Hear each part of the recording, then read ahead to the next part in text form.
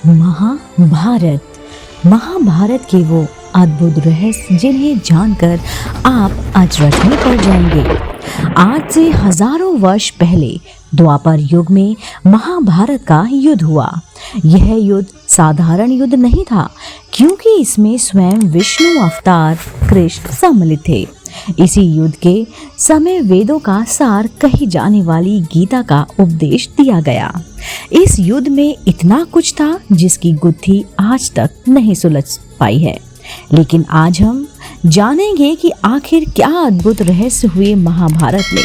क्यों कृष्ण ने किया अर्जुन को युद्ध के लिए प्रेरित, आखिर किस प्रकार हुई पांडवों की धर्म यज्ञ पूरी, पांडवों पर क्यों चढ़ा युद्ध का पाप, क्या है महाभारत का रहस्य, कौन थे सुपच सुदर्शन। जाने महाभारत तथ्य, महाभारत कथा। नमस्कार दोस्तों, स्वागत है आप सभी का एक बार फिर से आपके अपने पसंदीदा YouTube चैनल आध्यात्मिक कहानियों में। दोस्तों चलिए सबसे पहले जानते हैं महाभारत की कथा। महाभारत द्वापर युग के भाइयों के मध्य संबंधित के लिए लड़ा गया युद्ध था। एक और धृतराष्ट्र और गांधारी के 100 पुत्र कौरव थे, वहीं दूसरी ओर पांडु और कुंती तथा मातृ से उत्पन्न 5 पुत्र पांडव थे। कौरवों का पक्ष अधर्म का था एवं पांडवों का पक्ष धर्म का कहा गया है। संपत्ति के साथ ही यहाँ एक प्रसंग का उल्लेख करना अनिवार्य जान पड़ता है कि कौरवों ने पांडवों को न केवल वनवास भेजा बल्कि उन्हें मारने की भी योजना बनाई, किंतु पांडवों का पक्ष धर्म का था एवं धर्म के साथ परमात्मा होता है, सो वे बचे रहे। पांडवों का महल देखते ही और देखते समय द्रौपदी के दुर्योधन पर उपहास ने उसे उस स्थिति पर ला खड़ा कर दिया, जब भरी सभा में गुरुजनों के मंद पांडवों को छल से चौपड़ यानी कि जुए के खेल में हराया एवं द्रौपदी को निवस्त्र करने की घटना हुई। तभी द्रौपदी द्वापर पिछले जन्म में किए वस्त्रदान से पूर्ण परमेश्वर कविदेव द्वारा लाज बचाई गई। इसके बाद आरंभ हुई युद्ध की भूमिका एवं रचा गया इतिहास का सबसे बड़ा महायुद्ध महाभारत। गीता उपदेश एवं पांडवों की विजय। पांडवों और कौरवों के मध्य युद्ध होने के पूर्व के कई प्रसंग हैं। महाभारत में कई ऐसी चीजें हमें देखने को मिलती हैं। भगवान श्री कृष्ण ने दोनों पक्षों को समझाकर इस युद्ध को टालने का यथासंभव प्रयास किया, किंतु अंत में सफल नहीं हो पाए। युद्ध हुआ एवं कृष्ण की सेना कौरवों ने ली और श्री कृष्ण स्वयं सारथी बनकर अर्जुन के साथ यानी पांडवों के पक्ष में रहे। यहाँ ध्यान देने योग्य बात यह है कि कृष्ण भगवान ने स्वयं हथियार न उठाने की प्रतिज्ञा ले रखी थी। महाभारत के युद्ध के समय अर्जुन के भीतर अहिंसा का भाव उदित था। अर्जुन ने अपने भाइयों एवं अपने गुरुजनों पर हथियार उठाकर पाप ना करने का विचार अपने सारथी भगवान श्री कृष्ण के समक्ष रखा। तब भगवान कृष्ण ने कहा, युद्ध करना ही पड़ेगा। यहाँ ध्यान दें, जो कृष्ण युद्ध ना करने के लिए समझाते रहे वे अब कहते हैं युद्ध करना पड़ेगा। साथ ही यह रहस्य अब तक छिपा है कि गीता का ज्ञान कृष्ण ने नहीं बल्कि उनके पिता ज्योति निरंजन क्षर पुरुष ने दिया है, जिसे अर्जुन को निमित्त बनकर मारने के लिए प्रेरित किया है। प्रमाणों सहित जानने के लिए आप गीता का ज्ञान काल भगवान ने दिया। तत्पश्चात अर्जुन ने युद्ध किया। अनेकों हत्याओं, मारकाट और रक्त संघर्ष के पश्चात महाभारत के युद्ध में पांडव विजयी हुए एवं कौरव मारे गए। पांडवों के सिर पर लगा युद्ध का पाप। जी हाँ दोस्तों, इंद्रप्रस्थ पर राज तिलक होने एवं राजा की गद्दी संभालने के बाद ही युधिष्ठिर को बुरे सपने आने प्रारंभ हो गए। उस सपनों में युद्ध की हिंसा, अनाथ बच्चों का विलाप और विधवाओं का रुदन एवं बुरी तरह बिखरते लोग दिखाई देने लगे। लगातार आ रहे इन स्वप्नों के कारण युधिष्ठिर परेशान रहने लगे, जिसका कारण अन्य चारों भाइयों द्वारा जोड़ डालने पर उन्हें बताया। कृष्ण पांडवों के गुरु थे। तब पांडवों ने अपने गुरु श्री कृष्ण से इसका कारण पूछा। श्री कृष्ण ने बताया कि युद्ध के कारण पांडवों के सिर पर हिंसा और बंधुघात का महापाप है। इसके लिए एक अश्वमेघ यज्ञ श्री कृष्ण जी ने बताई, जिसमें पूरी पृथ्वी सहित साधु संतों, ऋषियों, देवताओं को भी भोजन कराने की बात उन्होंने कही थी। पंचायत यानी कि पंचमुखी शंख रखा जाएगा, जो सभी के भोजन करने के पश्चात बजेगा, जिससे पांडवों के सिर पर 3 ताप के कष्ट का खात्मा हो जाएगा। यदि शंख नहीं बजा तो यज्ञ असफल माना जाएगा। गीता अध्याय 3 श्लोक 13 में भी ऐसा समाधान है। अर्जुन ये सुनकर हतप्रभ रह गए थे कि श्री कृष्ण ने तो युद्ध में कहा कोई पाप नहीं लगेगा, फिर ये कैसी बात है। किंतु वे शांत रहे। वास्तव में महाभारत के युद्ध में गीता ज्ञान देने वाले कृष्ण नहीं बल्कि काल भगवान थे। पांडवों की यज्ञ में शंख ना बजना, जो भगवान श्री कृष्ण के कहे अनुसार खबरों धनराशि खर्च करके ये यज्ञ एवं भोजन आयोजित किया गया। पंचमुखी शंख को एक स्थान पर रख दिया गया। 88,000 ऋषियों समेत सभी ऋषि, महर्षि, ब्रह्म ऋषि, 9 नाथ, 84 सिद्ध योगी, तीनों लोगों के देवता, 56 करोड़ यादव, 12 करोड़ ब्राह्मण, 33 करोड़ देवता, सामान्य जनता सहित कृष्ण जी ने भी भोजन किया, किंतु शंख नहीं बजा। तब युधिष्ठिर ने इसका कारण पूछा और कृष्ण जी ने कहा, इस पूरी सभा में कोई भी पूर्ण संत नहीं है। तब युधिष्ठिर ने पूरी पृथ्वी के संत रहित होने की शंका जताई। इस पर कृष्ण जी ने कहा कि यदि इस संसार को पूर्ण संत ना हो तो ये संसार जलकर भस्म हो जाएगा। चूंकि भगवान कृष्ण विष्णु अवतार थे, अंत वे जानते थे कि अभी एक महात्मा जो काशी में है वे अभी यज्ञ में नहीं आया है। भीमसेन को बुलाकर पूछा गया कि उस संत जी को बुलाया अथवा नहीं। भीमसेन ने बताया कि सुपच संत जी जो वाल्मीकि जाति के गृहस्थी संत हैं, उन्होंने आने से मना कर दिया। कहा कि ऐसे अन्न का भोजन करने से मुझे पाप लगेगा। अंत पहले आप ऐसे किए 100 यज्ञों का फल मुझे दे, तब मैं आऊंगा। तब भीमसेन उस सुपच संत जी का अपमान करके चले गए। जब सुपच सुदर्शन जी को लेने स्वयं श्री कृष्ण आए। इस घटना द्वापर युग की है। पूर्ण परमेश्वर प्रत्येक युग में भिन्न भिन्न नाम से अवतरित होते हैं तत्वदर्शी संत की भूमिका करते हैं। उस समय वे करुणामय नाम से अवतरित हुए थे। उनके ही शिष्य से सुपच सुदर्शन तत्व ज्ञान समझकर तत्वदर्शी संत से नाम लेकर पूर्ण परमेश्वर की भक्ति किया करते थे। भीमसेन के उत्तर को सुनकर श्री कृष्ण ने कहा, आपको ऐसा नहीं करना चाहिए था, क्योंकि उस संत के एक रोम के बराबर तीनों लोगों में कोई नहीं है। 5 पांडवों को साथ लेकर स्वयं श्री कृष्ण उस सच्चे संत को लेने पहुंचे। उधर सुपच सुदर्शन को तत्वदर्शी संत करुणामय रूप में परमेश्वर ने कहीं और भेज दिया और स्वयं सुपच का रूप धारण कर झोपड़ी में बैठ गए। इधर श्री कृष्ण ने 1 योजन अर्थात 12 किलोमीटर दूर रथ खड़ा किया और नंगे पैर चले। श्री कृष्ण जो कुटिया पर आया देखकर सुपच सुदर्शन ने आने का कारण पूछा। तब श्री कृष्ण ने कहा कि पांडवों ने एक अश्वमेघ यज्ञ की है। भीमसेन ने अपनी शर्त से अवगत कराया।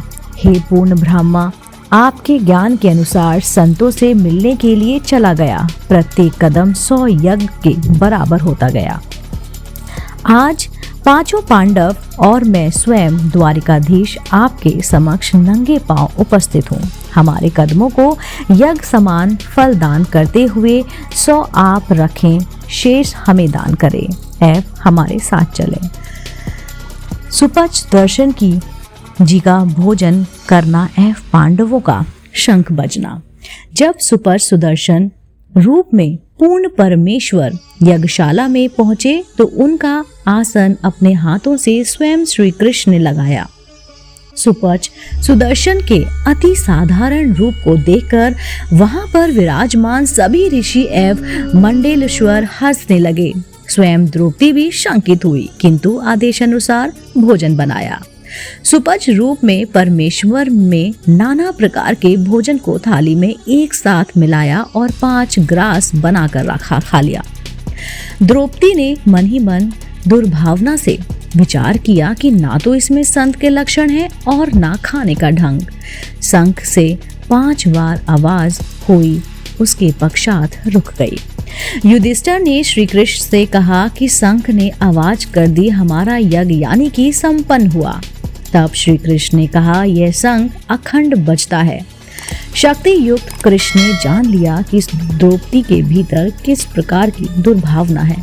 श्री कृष्ण ने द्रौपदी को सत्कार न करने एवं अंत करण मैला करने की गलती के लिए चेताया एवं तब उसने सुपाच रूप में आए पूर्ण ब्रह्मा से क्षमा मांगी। द्रौपदी सुपच रूप में आए परमेश्वर के चरण धोकर उस जल को पीने लगी। तब थोड़ा सा जल श्री कृष्ण ने अपने लिए भी मांग लिया। उसी समय वह पंचायत शंख इतनी जोर जोर से बजने लगा कि स्वर्ग लोक तक उसकी आवाज गई। तब पांडवों का यज्ञ सफल हो गया। महाभारत युद्ध के दौरान काल के वचन, बलवानों का बल व बुद्धि काल के हाथ में। तब सुपच रूप पूर्ण परमेश्वर कबीर साहेब ने 2 घंटे सत्संग किया और सभी को तत्व ज्ञान समझाया, किंतु बुद्धि पर काल ब्रह्म का अधिकार होता है। गीता अध्याय 7 के श्लोक 8वें एवं 9वें में कहा गया है कि बलवानों की बुद्धि उनके हाथ में है। अभिमान और काल वंश बुद्धि के कारण वहां उपस्थित जन समुदाय परमेश्वर कबीर साहिब की शरण में नहीं आया। बलवान तो श्री कृष्ण भी थे, लेकिन स्वयं भगवान विष्णु का अवतार होने के बाद भी वे गीता ज्ञान याद नहीं कर सके, क्योंकि गीता का ज्ञान क्षर पुरुष ने दिया था। ऐसे ही जब श्री राम सीता वियोग में निराश बैठे थे, तब शिवजी ने अपने ही लोक से उन्हें प्रणाम किया। तब पार्वती के पूछने पर उन्होंने बताया कि वे श्री विष्णु के अवतार हैं, किंतु पार्वती ने परीक्षा लेने की इच्छा जताई। तब शिवजी ने उन्हें मना किया, किंतु पार्वती छिपकर सीता का रूप धरकर राम के समक्ष जा खड़ी हुई। श्री राम सीता का पता नहीं लगा पा रहे थे, क्योंकि वे कहा कि किंतु काल भगवान के कुछ क्षणों के लिए बुद्धि खोली। तब वे सीता रूप में आई, पार्वती को पहचान कर बोले, हे दक्ष पुत्री माया, भगवान शंकर को कहाँ छोड़ आई? इस प्रकार काल भगवान बुद्धि नियंत्रित करते हैं। महाभारत के युद्ध में हुई हिंसा के लिए श्री कृष्ण का अंतिम उपदेश। महाभारत के कुछ वर्ष बाद दुर्वासा ऋषि के श्रापवन समस्त यादव कुल यमुना के किनारे आपस में कटकर मर गए। उसी समय श्री कृष्ण को त्रेता युग में बाली आत्मा ने द्वापर युग में शिकारी बनकर धोखे से विषाक्त तीर मारा। 5 पांडव उस समय श्री कृष्ण के 5 पास पहुंचे। तब श्री कृष्ण ने अंतिम 2 उपदेश पांडवों को दिए। पहला ये कि सभी यादवों के मर जाने के कारण द्वारिका की स्त्रियों को इंद्रप्रस्थ ले जाना, क्योंकि वहां कोई भी नर यादव शेष नहीं बचा था। दूसरा यह कि 5 पांडव युद्ध में की गई हिंसा के कारण अत्यंत पाप से ग्रस्त हैं। अंत वे हिमालय में जाकर शरीर गल जाने का प्रायश्चित करें और तब तक तपस्या करें। अर्जुन पहले से ही हदप्रस्त थे। तब उन्होंने गीता अध्याय 2 के श्लोक 28वें और 29वें एवं अध्याय 11 व 32 और 33 श्लोक के संदर्भ से पूछा कि कृष्ण ने उन्हें युद्ध के लिए प्रेरित करते हुए ऐसा क्यों कहा था कि उसे पाप नहीं लगेगा और अब पाप लग गया है, ये बता रहे हैं। तब जाकर श्री कृष्ण ने बताया कि गीता में कहे गए ज्ञान का उन्हें तनिक भी भाव नहीं था। यह जो कुछ भी हुआ उसे टालना उनके वश में नहीं था, किंतु यह तपस्या की अंतिम राय आपके भले के लिए है। अर्जुन का भीलों से पिटना। श्री कृष्ण की मृत्यु के उपरांत जब अर्जुन द्वारका की सभी स्त्रियों को लेकर लौटने लगे, तब रास्ते में जंगली लोगों ने अर्जुन को न केवल पीटा बल्कि कुछ स्त्रियां एवं धन गहने लूट कर ले गए। अर्जुन के पास उस समय वह गांडीव धनुष भी था जिससे उसने महाभारत युद्ध जीता था, किंतु वह किसी काम नहीं आया, बल्कि उल्टे अर्जुन को पिटना पड़ा। तब अर्जुन ने कहा कि कृष्ण छलिया है, जब संहार करवाना था तब शक्ति दे दी। जिस धनुष से लाखों का संहार किया उसी धनुष से आज कुछ ना कर पाया। वास्तव में छलिया तो छर पुरुष है, जिन्होंने कृष्ण के धोखे में गीता का ज्ञान दिया और अर्जुन के हाथों नरसंहार करवाकर उसके सिर पर पाप लादा। क्या पांडवों की तपस्या से नष्ट हुए पाप?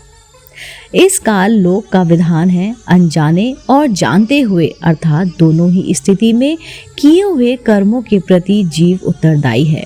साथ ही इन 21 ब्रह्मांडों के स्वामी क्षर पुरुष ने गीता में स्पष्ट कर दिया है कि घोर तप को तपने वाले दंभी एवं राक्षस स्वभाव के हैं।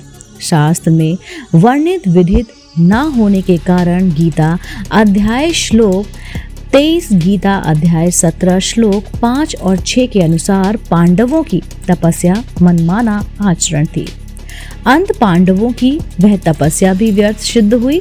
गीता अध्याय 6 के श्लोक 3 से 8 में भी हठ योग वर्जित बताया गया है।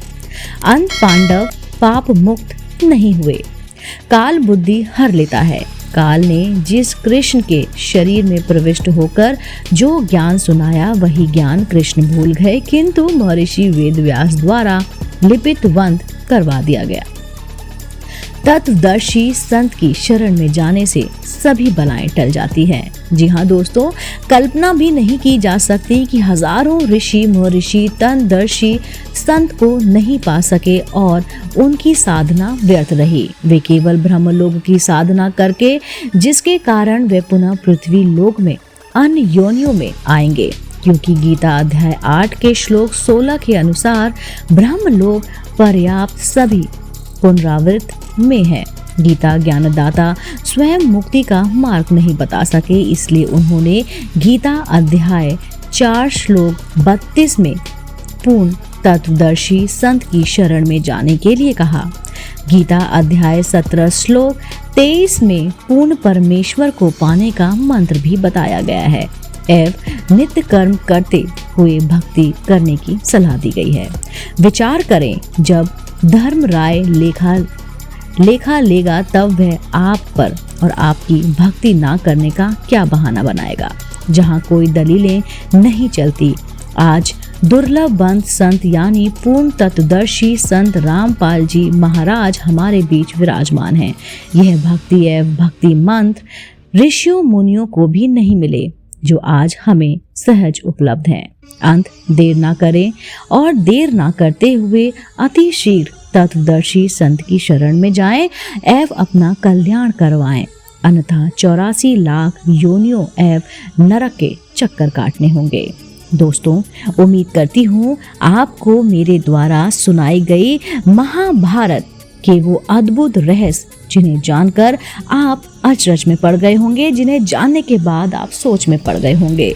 दोस्तों, ये कहानी मैंने आपको सुनाई। उम्मीद करती हूँ आपको मेरा आज का वीडियो बेहद पसंद आया होगा। अगर आप भी कर्मा पर विश्वास करते हैं, श्री कृष्ण पर विश्वास करते हैं और आप एक हिंदू हैं, तो मुझे कमेंट करके ज़रूर बताइए और मुझे कमेंट में ज़रूर लिखिए जय श्री राम, दोस्तों, मैं फिर से आपके सामने उपस्थित होंगी एक नई वीडियो के साथ। आप देख रहे थे आपका अपना पसंदीदा YouTube चैनल आध्यात्मिक कहानियाँ।